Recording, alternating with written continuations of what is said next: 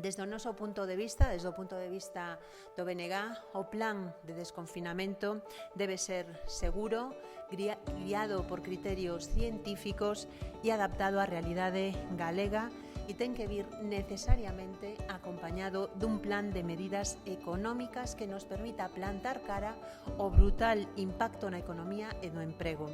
Dous datos. 225.000 galegos e galegas sometidos a ERTE, e non sabemos cantos están cobrando e cantos seguen agardando, e temos a miles máis no desemprego sen axudas, e ao lado tamén 210.000 traballadores e traballadoras autónomas coa persiana dos seus negocios baixadas, sen actividade e sen recibir ni un só euro por parte da Xunta de Galiza, cando noutras nacións como poden ser Euskadi, Cataluña, Valencia, si reciben axudas directas dos seus gobernos autonómicos. Parece que este dato non lle interesa a Feijóo nas súas homilías televisivas.